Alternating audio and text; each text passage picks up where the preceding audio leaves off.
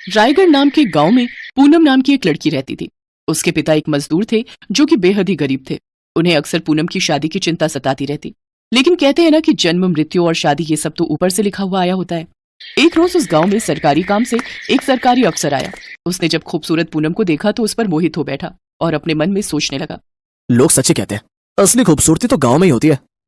अनुभव ने उसके मजदूर पिता से उसका हाथ मांगा और पूनम के पिता ने शादी के लिए झट से हाँ कर दी। आखिर वो कौन सा पिता है जो अपनी बेटी की सरकारी अफसर से शादी नहीं करना चाहेगा। फिर दोनों की शादी हो गई और अनुभव उसे लेकर शहर अपने घर आ गया। पहले तो उसके घर वालों ने उनका विरोध किया, लेकिन फिर बेटे की मर्जी के आगे उन्हें झुकना पड़ा। सही है, गरीब देवरानी आई है, अब इससे घर का सारा काम करवाया जा सकता है।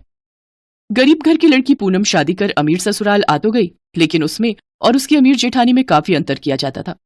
दरअसल बड़ी बहू अंकिता की शादी में सरला देवी को खूब दान दहेज मिला था, लेकिन पूनम एक जोड़ी में ही ससुराल आई थी, जिस वजह से सरला अक्सर उसे ताने देती थी। ऐसे ही एक रोज त्योहार के वक्त अंकिता के घर से खूब सामान आया, जबकि पूनम के घर से कुछ नहीं आया। न जाने किन कंगलों के घर ब्याह कर आया मेरा बेटा, तीज त्योहार पर भी कुछ नहीं भेजता इसका बाप। माँ जी, बाबूजी की तबीयत इन दिनों कुछ ठीक नहीं है, इसलिए वो इतनी दूर नहीं आ पाए। तेरे और तेरे बाप के सब बहाने जानती हूँ मैं। चल जा, आप जल्दी से खाना बनाकर तैयार कर, फिर बर्तन धोकर मेरे पांव दबा देना। जी माँ जी। काम चाहे छोटा हो या बड़ा, हर काम बेचारी पूनम को ही करना पड़ता था, जबकि अंकिता किसी काम को हाथ नहीं लगाती। फिर एक रोज पूनम अपनी जेठानी से, दीदी मुझे अपने पिताजी को एक फोन करना है, क्या मैं आपके फोन का इस्तेमाल कर सकती हूँ? दरअसल मेरे फोन में कुछ प्रॉब्लम आ रही है, वो आजकल उनकी तबीयत कुछ ठीक नहीं है। बस इसीलिए तो मुझे इन गरीबों से नफरत है। यहाँ आई नहीं कि आते ही मांगना शुरू कर दिया। कोई जरूरत नहीं है उस भिखारी से बात करने की, जा अब काम कर। बेचारी पूनम रोते हुए काम पर लग जाती है, लेकिन उसका ध्यान अपने पिता की ओर ही था।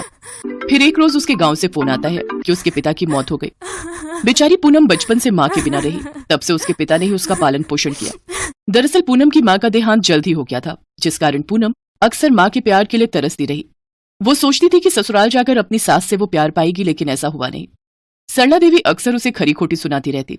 अब उसका इस दुनिया में कोई नहीं था जिससे वो अपना दुख बांट सके, सिवाय उसके पति अनुभव के, लेकिन वो भी अक्सर काम के सिलसिले में बाहर ही रहता। एक दिन अंकिता चिल्लाते हुए, अरे मेरे रूम में अभी तक कॉफी क्यों नहीं आई? ये पूनम कहाँ मर गई? माँ जी देखिए ना, अब क्या सुबह की कॉफी के लिए भी दिन तक का इंतजार करना पड़ेगा? रुक, अभी बताती हूँ उस गरीब को। सरला फ्रिज से ठंडा पानी निकालकर एक बाल्टी में भरती है और बेचारी पूनम के ऊपर गिरा देती है। तुझ महारानी को यहाँ बेड पर पड़े पड़े खाने को नहीं देने वाली मैं। चल खड़ी हो और उठकर घर का काम कर। वो माँ जी, मेरी तबीयत ठीक नहीं है, मुझे बुखार है। ये सब ड्रामे ना कहीं और जाकर करना। चल उठ और काम पर लग जा, तुझ गरीब को मैं यहाँ मुफ्त की रोटियां नहीं तोड़ने दूंगी। लेकिन तभी वहां अनुभव आ जाता है और वो अपनी पत्नी के प्रति अपनी माँ और भाभी का ऐसा बर्ताव देख गुस्से में आ जाता है। माँ, उस बेचारी की तबीयत कितनी खराब है, देखो तो वो कैसे कांप रही है, और तुम उसके साथ ऐसे बर्ताव कर रही हो। वो तो अच्छा हुआ मैं अपना फोन घर पर भूल गया और मुझे सारी सच्चाई पता चल गई, नहीं तो मैं कभी जान ही नहीं पाता कि तुम इसके साथ कैसा बर्ताव करती हो। अब मैं अपनी पत्नी के साथ इस घर में नहीं रहूंगा। अनुभव डॉक्टर को फोन करके बुलाता है। वो पूनम को इंजेक्शन और कुछ दवाइयां देता है। 2 दिन बाद अनुभव पूनम को लेकर सरकारी क्वार्टर में रहने चला जाता है। अंकिता बहू तो बड़े घर की लड़की थी, इसलिए वो तो कोई काम करती नहीं, जिसकी वजह से अब सरला को ही सारा काम करना पड़ता। अब उसे अपनी गरीब बहू की अहमियत समझ आने लगी।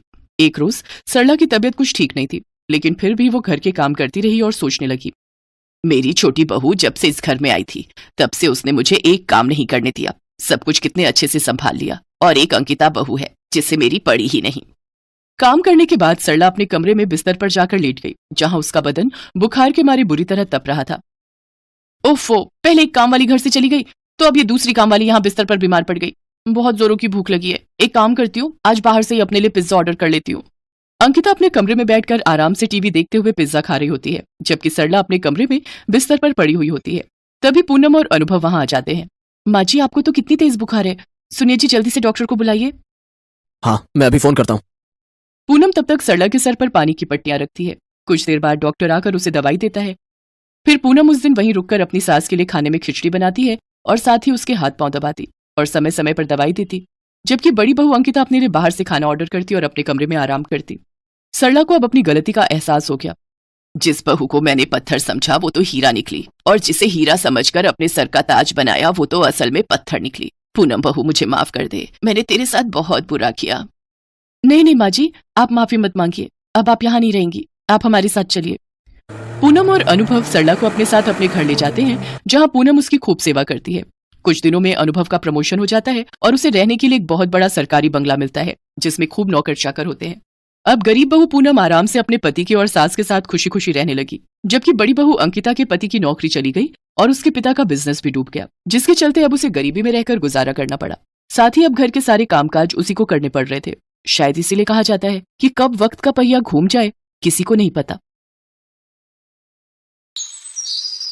हस्तिनापुर गांव में शंकर अपने 2 बेटों और पत्नी के साथ कच्चे मकान में रहता था।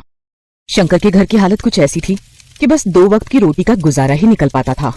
शंकर अपने बेटों को पढ़ा लिखाकर बड़ा आदमी बनते देखना चाहता था, इसीलिए वो दिन भर ईंट की भट्टी में मेहनत मजदूरी करता। उसका बड़ा बेटा अरुण जैसे ही अपनी पढ़ाई पूरी करता है तो वो अपने पिता से कहता है, पिताजी, अब मेरी पढ़ाई पूरी हो गई तो अब कल से मैं भी आपके साथ काम पर चलूंगा। अरे ये तू कैसी बात कर रहा है अरुण? इतने सालों तक खुद को ईंट की भट्टी में जलाकर मैंने तुझे इसलिए नहीं पढ़ाया लिखाया कि तू भी मुझ जैसा काम करे। अरे मैं तो चाहता हूँ कि तू पढ़ लिख कर कोई बड़ी नौकरी करे, तो पैसे कमाने के लिए मेरी तरह मजदूरी ना करे। और तू नौकरी के लिए शहर जाने वाला था ना, फिर क्या हुआ? पिताजी, शहर जाने के लिए खर्चा ज्यादा है। वहां जाने का किराया, रहने के लिए किराए का घर, राशन पानी, इन सब का खर्चा बहुत ज्यादा है। जब तक नौकरी नहीं लग जाती तब तक इन सब के लिए हम गरीब इतने पैसे कहाँ से लाएंगे? तो इन सब बातों पर ध्यान मत दे और शहर जाने की तैयारी कर, बाकी सब मैं संभाल लूंगा।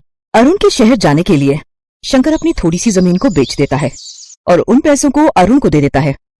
शहर पहुंचकर अरुण नौकरी की तलाश में जुट जाता है और 2 महीने बाद उसकी एक बड़ी कंपनी में नौकरी लग जाती है।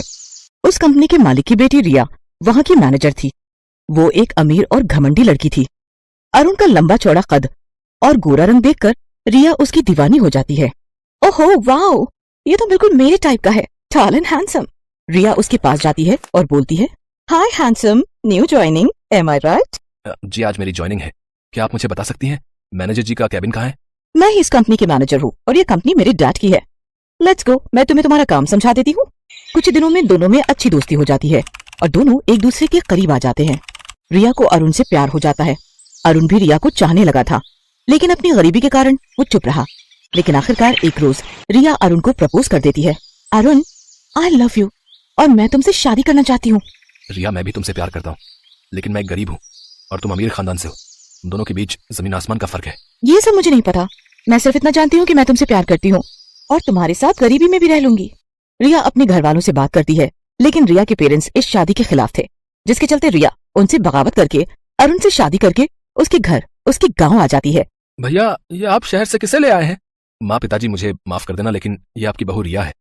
हम दोनों एक दूसरे से प्यार करते हैं, इसलिए हमने शादी कर ली। अरुण की खुशी के लिए उसके गरीब परिवार वाले रिया को अपना लेते हैं। इसके बाद वो दोनों अपने कमरे में जाने लगते हैं तो राहुल उनका दरवाजा रोकते हुए कहता है, भाभी, मुझे पहले पैसे दो, तभी अंदर जाने दूंगा मैं। हाँ, उफ, दिखा दी ना आखिर अपनी गरीबी वाली आदत। अमीर लड़की देखी नहीं कि पैसे मांगना शुरू। एक तो वैसे ही मैं इतनी थकी हुई हूँ, ऊपर से ये दरवाजा रोक कर खड़ा हो गया। तुम गलत समझ रही हो रिया, ये तो बस एक रस्म निभा रहा है और उसी का नेक तुमसे मांग रहा है। रिया उसको पैसे देकर कमरे में जाती है तो अरुण कहता है, तुम बैठो, मैं फ्रेश होकर आता हूँ। भाभी, ये रहा आपका कमरा। ओह गॉड, मैं यहाँ रहूंगी? इस कमरे की हालत तो झुग्गी झोपड़ी से भी गई गुजरी है। इससे अच्छे घरों में तो मेरे घर के नौकर ही रहते थे। यहाँ ना तो कोई इंटीरियर है, ना ही कोई लुक, ऊपर से ये खटारा पंखा पता नहीं बाबा आदम के जमाने का लगता है। पता नहीं तुम सब इतनी गर्मी और गरीबी में कैसे एडजस्ट करते हो। वो अपने देवर को गरीबी के ताने दे रही होती है कि तभी वहाँ अरुण आ जाता है तो वो चुप हो जाती है। अगले दिन रिया नहा धोकर आती है तो उसकी सास उससे कहती है, नहा गई बहू, चल आज तेरी पहली रसोई है तो अब जल्दी से कुछ मीठा बना दे। रिया किचन में जाती है तो वहाँ मिट्टी का चूल्हा जल रहा होता है और खाना बनाने के लिए कुछ बर्तन थे। हे भगवान, ये किचन देखकर तो मुझे ऐसा लग रहा है जैसे मेरा ससुराल हड़प्पा संस्कृति में जी रहा है। रिया गुस्से में हलवा बनाती है और अपने ससुराल वालों को खाने के लिए देती है। ऐसे ही कुछ दिन बीत जाते हैं। गांव में ही एक कंपनी खुलती है जहां अरुण नौकरी पर लग जाता है। अरुण जब घर पर नहीं होता तो रिया अपने ससुराल वालों को गरीबी के खूब ताने देती। एक रोज जब उसकी सास पूजा करने बैठती है तो रिया उस पर चिल्लाते हुए कहती है, सासू माँ, आपको पूजा के लिए यही टाइम मिलता है क्या? जब घर के कामकाज का टाइम होता है तो आप पूजा करने बैठ जाती हो। ये सब ढोंग बाद में करना, और ये लो अभी ये सब्जी काटो। और पिताजी, आप निकम्मों की तरफ पड़े हो, ये नहीं कि बाजार जाके सब्जी ही ले आऊं। और राहुल, तू जाकर पानी भर ला।